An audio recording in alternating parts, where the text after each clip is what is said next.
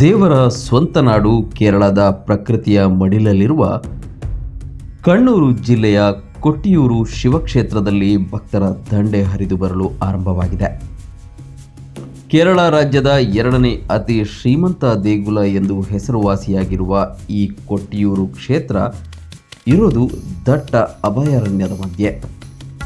ಈ ಅಭಯಾರಣ್ಯದ ಮಧ್ಯೆ ಹರಿಯುವ ವಾವಲಿ ನದಿಯ ಎರಡು ತಟದಲ್ಲಿ ಶಿವಕ್ಷೇತ್ರವಿದ್ದು, ಇದಕ್ಕೆ ಅಕ್ಕರೆ ಕೊಟ್ಟಿಯೂರು ಮತ್ತು ಇಕ್ಕರೆ ಕೊಟ್ಟಿಯೂರು ಎನ್ನುವ ಹೆಸರಿನಲ್ಲಿ ಕರೆಯಲಾಗುತ್ತದೆ. ನದಿಯ ಪೂರ್ವ ತಟದಲ್ಲಿರುವ ಕ್ಷೇತ್ರವನ್ನು ಕೇಳಕೇಶ್ವರ ಕ್ಷೇತ್ರ ಅಥವಾ ಅಕ್ಕರೆ ಕೊಟ್ಟಿಯೂರು ಎಂದು, ಪಶ್ಚಿಮ ಪಾರ್ಶ್ವದಲ್ಲಿರುವ ಕ್ಷೇತ್ರವನ್ನು ವಡಕೇಶ್ವರ ಅಥವಾ ಇಕ್ಕರೆ ಕೊಟ್ಟಿಯೂರು ಎಂದು ಆ ಭಾಗದ ಜನ ಕರೆಯುತ್ತಾರೆ. ವಡಕೇಶ್ವರ ಅಥವಾ ಇಕ್ಕರೆ ಕೊಟ್ಟಿಯೂರು ಕ್ಷೇತ್ರ ಸಾಮಾನ್ಯ ಕ್ಷೇತ್ರಗಳಂತೆ ಶಾಶ್ವತ ರಚನೆಯ ಕ್ಷೇತ್ರವಾಗಿದ್ದು, ಈ ಕ್ಷೇತ್ರಕ್ಕೆ ವರ್ಷದಲ್ಲಿ 27 ದಿನಗಳನ್ನು ಹೊರತುಪಡಿಸಿ ಉಳಿದ ಎಲ್ಲ ದಿನಗಳಲ್ಲೂ ಈ ಕ್ಷೇತ್ರಕ್ಕೆ ಭಕ್ತಾದಿಗಳು ಭೇಟಿಗೆ ಅವಕಾಶವಿದೆ. ಆದರೆ ಅಕ್ಕರೆ ಕೊಟ್ಟಿಯೂರು ಅಥವಾ ಕೇಳಕೇಶ್ವರ ಕ್ಷೇತ್ರ ವರ್ಷದಲ್ಲಿ ಕೇವಲ 27 ದಿನಗಳು ಮಾತ್ರ ಭಕ್ತರ ಭೇಟಿಗೆ ತೆರೆದಿರುವ ಕ್ಷೇತ್ರವಾಗಿದೆ.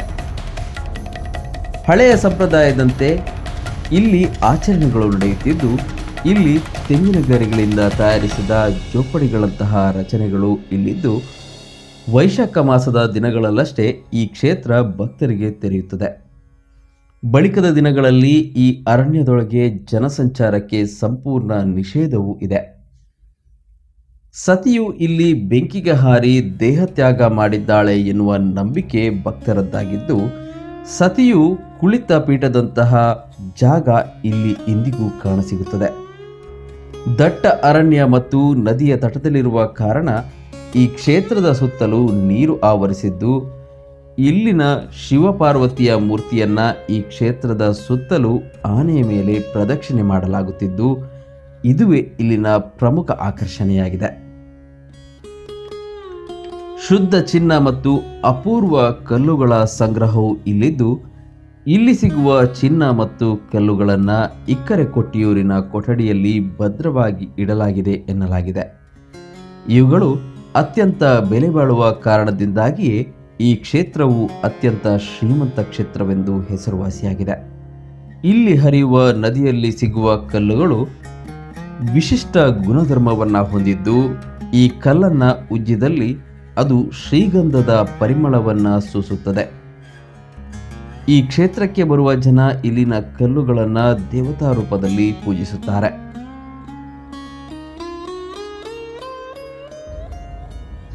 ಕೊಟ್ಟಿಯೂರು ಕೇವಲ ಒಂದು ಧಾರ್ಮಿಕ ಕ್ಷೇತ್ರವಲ್ಲ, ಇದು ಅರಣ್ಯ, ನದಿ, ಪುರಾಣ ಮತ್ತು ನಂಬಿಕೆಯ ಮೂಲಕ ಸಾಗುವ ಒಂದು ಅಪೂರ್ವ ಪಯಣ.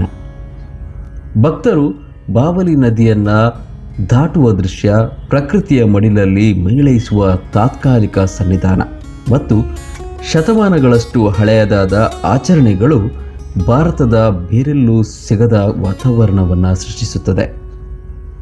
ಹಲವರಿಗೆ ಕೊಟ್ಟಿಯೂರು ತಲುಪುವ ಹಾದಿಯೇ ಅಲ್ಲಿನ ದರ್ಶನದಷ್ಟೇ ಆಧ್ಯಾತ್ಮಿಕ ಮತ್ತು ಅರ್ಥಪೂರ್ಣ ಅನುಭವವನ್ನು ನೀಡುತ್ತದೆ.